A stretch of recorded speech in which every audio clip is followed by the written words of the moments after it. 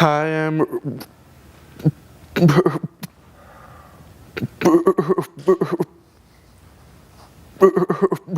Rob. I think stuttering affects us particularly emotionally because the ability to communicate with language is a uniquely human trait. It's a uniquely human ability, and somehow the inability to do this in social situations, in professional situations, makes you feel separate from the rest of humanity in some ways. Disclosures. Proper hit and hold. Disclosures on the D. Disclosures. Very good. Thank you. And he also prolonged many of the words and went through blocking holes. And the majority of the people were fretting for him. Were very friendly. It's heartbreaking. I mean, sometimes I think Robbie's a very strong person, and I know a lot of things just roll off his shoulders that don't off of mine.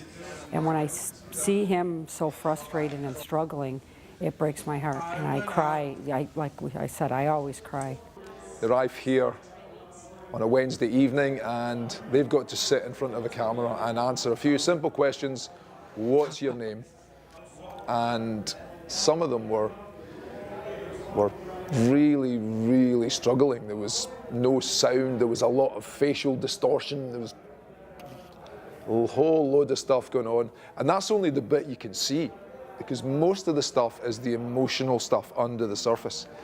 Like any good coach, we want to clean up the physical, what's going on physically. And that starts with the breathing. We teach them a different way of breathing, that operatic diaphragmatic breathing, which is what we call costal breathing. And after 3, 2... And then getting into the psychological. Because we have to address this huge pot of fear, which is the fear of stammering. To get them to accept the fact they have to start over what they're speaking. They are beginning speakers now, beginners. Like any sport, you start off as a beginner, and yet if you go trying to fool people that you're an expert, well, you're going to look pretty foolish, and your performance is going to go way down because you're thinking, hey, well, I've been busted here. I'm not very good. I'm a beginner.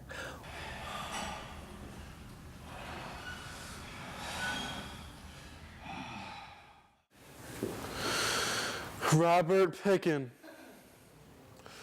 11518 South Artesian, Chicago, Illinois, 60655. And give us your name one more time, really assertively. It's great. Robert Pickin. Fantastic. I'm feeling extremely happy because I finally have this huge burden off my shoulders. The new students get so excited at the transformation that it's infectious, you know. It really affects us. We come back because we're inspired by them.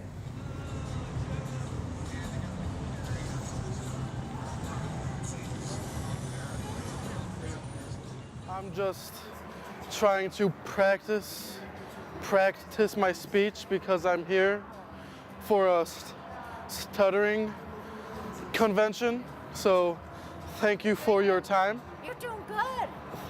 Thank you, ma'am. You're welcome. Yes. You have a good day, guys. Okay. Thank you so Whenever much. anything freezes up, just let it out. Okay.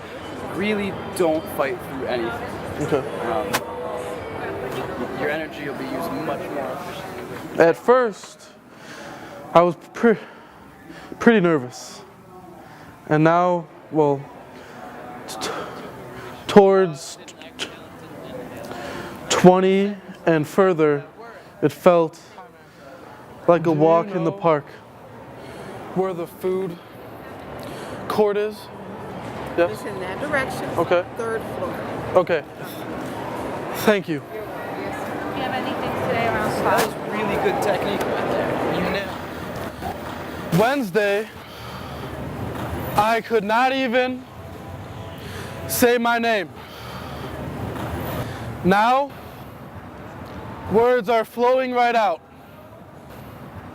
It feels awesome because I feel like a new man. Robert Picken.